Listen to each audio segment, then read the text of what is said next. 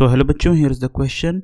Draw a right triangle in which sides other than hypotenuse are of the length 8 cm and 6 cm.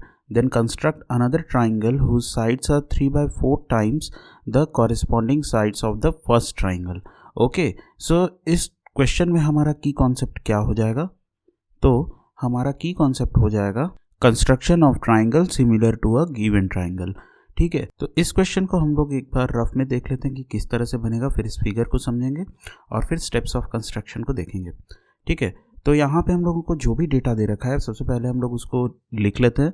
तो हमारे पास ABC हम लोगों को triangle बनाना है जिसमें राइट एंगल जो है वो एंगल B पे है, वो एंगल A पे है. ठीक है, angle A is equal to 90 degree और फिर AB का लेंथ दिया हुआ है 6 centimetre, AB is equal to 6 centimetre और AC का लेंथ दिया हुआ है 8 सेंटीमीटर. ओके, और स्केल फैक्टर जो है वो दे रखा है 3/4. स्केल फैक्टर मतलब नया वाला जो हमारा ट्राइंगल बनेगा वो पुराने वाले ट्राइंगल के कितने टाइम्स उसका साइड होगा. ठीक है, सो अब इसमें हम लोग प्रोसीड करते हैं. सबसे पहले हम लोग फिगर ड्रॉ कर लेते हैं. तो यहाँ पे हम लोग सबसे पहले बेस बना लेते हैं इस ट्राइंगल का AB. ये लेट अस सपोज ये AB हमारा बेस है, ये 6 सेंटीमीटर का है और 90 डिग्री हम लोगों को यहाँ पे ड्रॉ करना है. तो हम लोग कंपास के हेल्प से यहाँ पे 90 डिग्री ड्रॉ करेंगे. ठीक है, ये हो गया हमारा 90 डिग्री का एंगल. और फिर इसमें हम लोग A पॉइंट पर कंपास के नीडल को रखेंगे और 8 सेंटीमीटर का आर्क यहाँ पे ड्रॉ करेंगे. इस पॉइंट को हम लोग C कंसिडर करेंगे. उसके बाद B को C से हम लोग ज्वाइन कर देंगे. तो हमारे पास ये एक ट्राइंगल आ जाएगा, ट्राइंगल ABC. ये हमारा राइट एंगल ट्राइंगल है.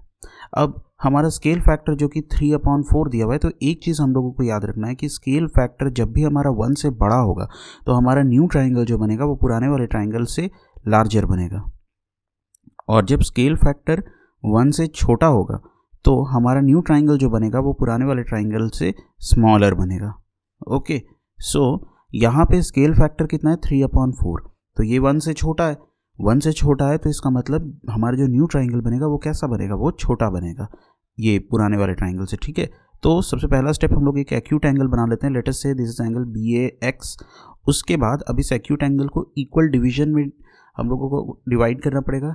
ठीक है, इक्वल डिवीजन में डिवाइड करना पड़ेगा. तो मिनिमम कितना इक्वल डिविजन्स हम लोगों को लेना है तो वो डिपेंड करता है स्केल फैक्टर में जो बड़ा नंबर है उस पर. मतलब अगर स्केल फैक्टर हम लोग देखें 3/4 तो इसमें बड़ा कौन सा है 4. सो 4 इक्वल डिस्ट्रीब्यूशन में हम लोगों को इसको डिस्ट्रीब्यूट करना है. तो ये A1 A1 A2 A2 A3 A3 A4, ये 4 इक्वल डिस्ट्रीब्यूशन में हम लोगों ने इसको डिस्ट्रीब्यूट कर दिया. अब लास्ट वाला पॉइंट जो है A4 उसको हम लोग B से ज्वाइन करेंगे और फिर थर्ड वाला पॉइंट जो है उस पॉइंट से हम लोग A3 पॉइंट से हम लोग एक पैरेलल लाइन ड्रॉ करेंगे A4B के. ठीक है, और उसको AB के जिस पॉइंट पर वो कट करेगा उस पॉइंट को लेटेस्ट से हम लोग बोल रहे हैं B'. ठीक है, फिर B' से हम लोग एक और लाइन ड्रॉ करेंगे जो कि होगा BC के पैरेलल.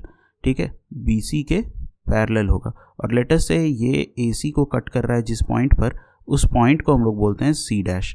ठीक है, so we are left with triangle C'AB' and this is the required triangle.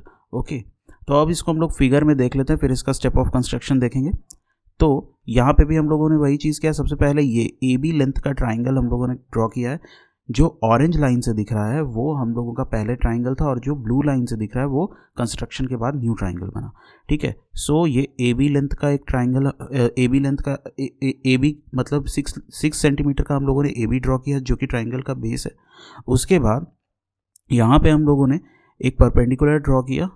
ठीक है, और यहाँ से हम लोगों के पास ये 90 डिग्री का आ गया एंगल CAB.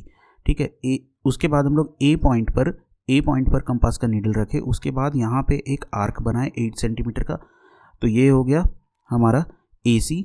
उसके बाद जिस पॉइंट पर ये कट करा उस पॉइंट को हम लोग C बोल रहे हैं. ठीक है, फिर हम लोग C को B पॉइंट से ज्वाइन करा दिए.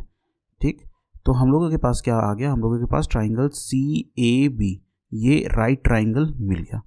ओके, अब नेक्स्ट स्टेप में हम लोगों ने क्या किया, यहाँ पे एक एक्यूट एंगल ड्रॉ किया BAY, ये वाला एंगल BAY.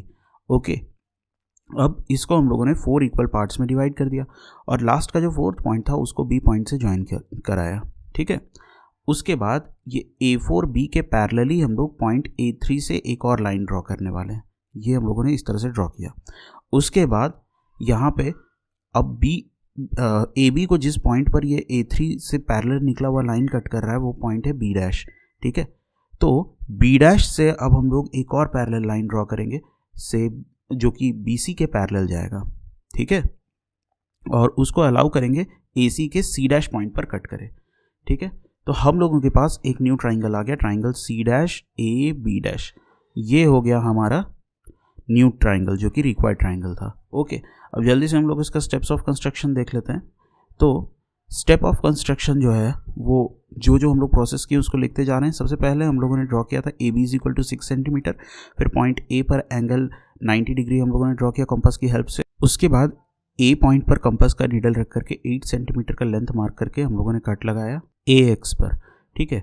उसके बाद फिर हम लोगों के पास तीनों पॉइंट आ गया, तो BC को जब हम लोग ज्वाइन किए तो हम लोगों के पास ट्राइंगल ABC आ गया।